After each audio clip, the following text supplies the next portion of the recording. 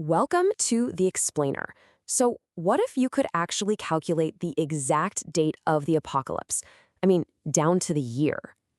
Today, we're diving into a fascinating document that claims to have done just that, laying out a precise timeline, all decoded from ancient texts. Now, can the Bible's prophecies really be used to figure out a precise date for the future? Well, the source material we're looking at today argues absolutely. Yes. And it doesn't just say that, it lays out a whole set of very specific calculations to back it up.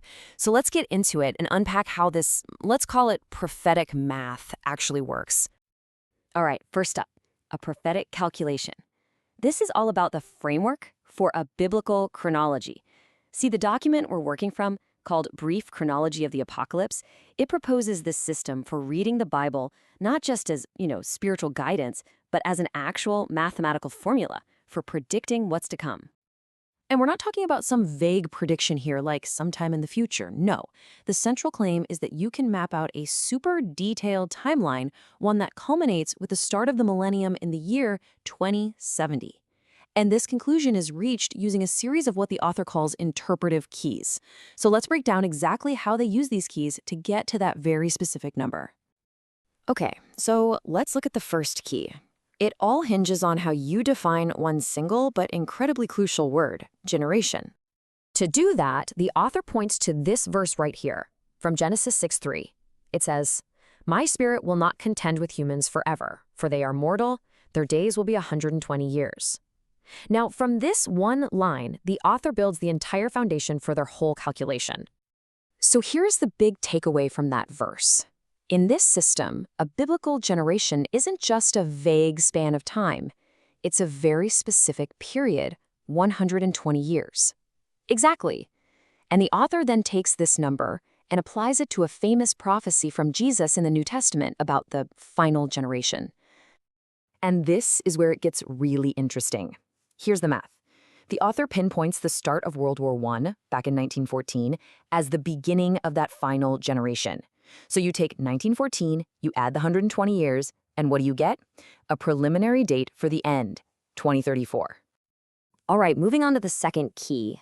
This one involves, well, a pretty fascinating leap of logic. It's all about taking a unit of physical distance and reinterpreting it as a measure of time. This idea comes from the book of Joshua, where the Israelites are told to keep a space of about 2,000 cubits between them and the Ark of the Covenant as they're getting ready to cross the Jordan River.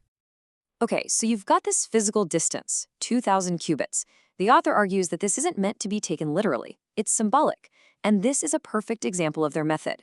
They make this interpretive leap and say those 2,000 cubits actually represent 2,000 times years. So here's how the symbolic logic breaks down. The Ark of the Covenant, that's seen as a symbol for Jesus Christ. Crossing the Jordan River, well, that's symbolic of death and resurrection.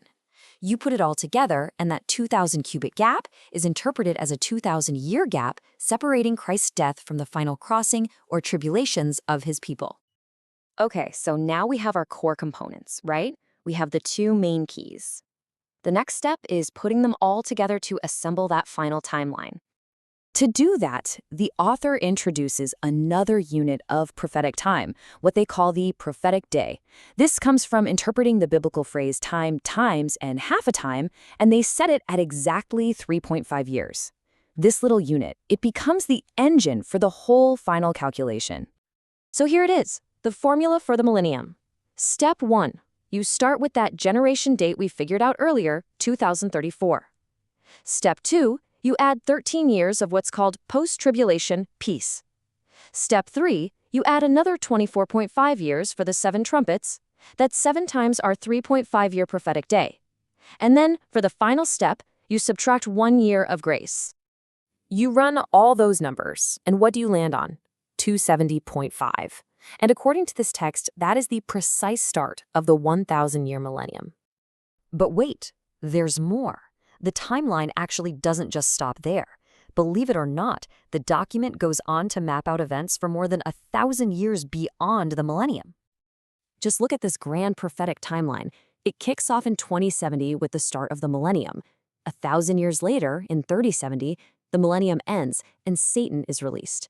Then you have a period of rebellion, a final Jubilee period, all leading up to the year 3240, when what's called eternity finally begins. And here's where it all gets tied together. The author connects this entire incredibly detailed structure to the Hebrew calendar. The argument is that eternity is designed to begin precisely at the 7,000-year mark from creation, and that number, 7,000, has incredibly deep significance. The final piece of this puzzle is a verse from Psalm 90.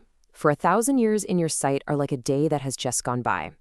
This is used to frame that entire 7,000-year timeline as a direct parallel to the 7 days of creation.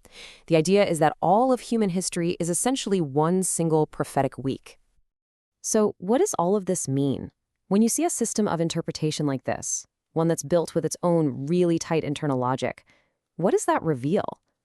I think it tells us something profound about the human search for meaning and order in these ancient texts. The key takeaway here isn't necessarily a prediction. It's an understanding of how these incredibly intricate frameworks get constructed from secret writings.